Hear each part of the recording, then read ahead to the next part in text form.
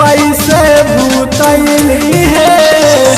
के में नजरी लगैली कैसे भूतैली है के में नजरी लगैली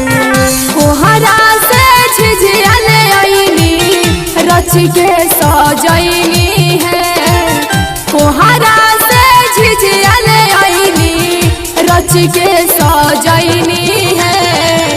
डाइन सौती न नजर लगैली झिझिया भूतैली है डाइन सौती न नजर लगैली झिझिया भूतैली है डाइन सौती न नजर लगैली।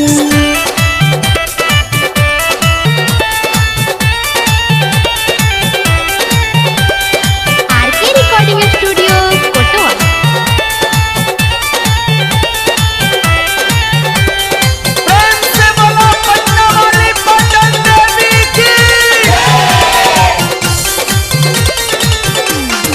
चढ़ते दशहरा में खुश होके डैनी बड़ा विध करेले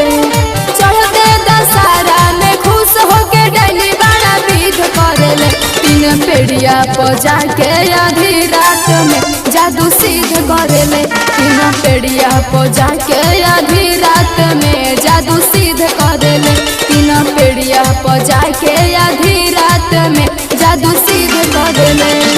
बिया भूखाइल धनी का खाई हो तू देख लो गैनी बिया भूखाइल धनी का खाई हो तनी देख लो तो भरल दशहरा में का खाई हो तनी देख लो तो भरल दशहरा में का खाई हो तनी देख लो तो भरल दशहरा में का खाई हो तनी देख लो भतरा के खाई बेटवा के खाई अपना पोतवा के खाई ई तो भतरा के अपना खा जाई हो तू देख लो ई तो बेटवा के अपना खा जाई हो तू देख लो ई तो पोतवा के अपना खा जाई हो तू देख लो ई तो घर भर के अपना खा जाई हो तू देख लो कहवा कैसे सजैलू है कहवा से झिझियलू कैसे सजैलू है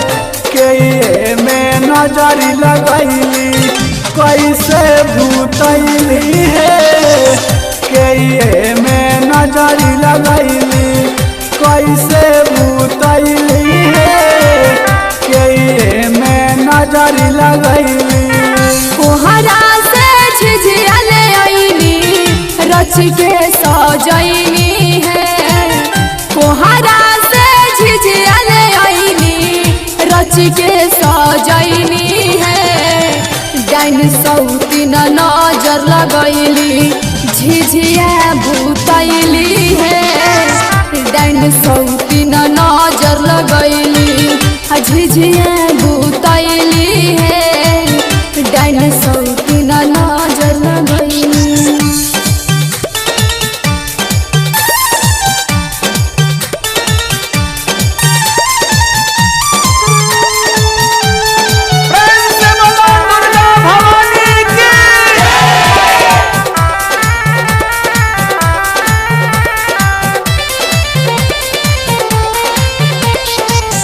राइटर पंकज केसरी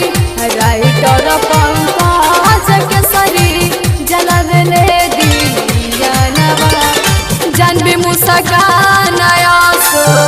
गावेली झिझियावा जानबी मुस्कान आसो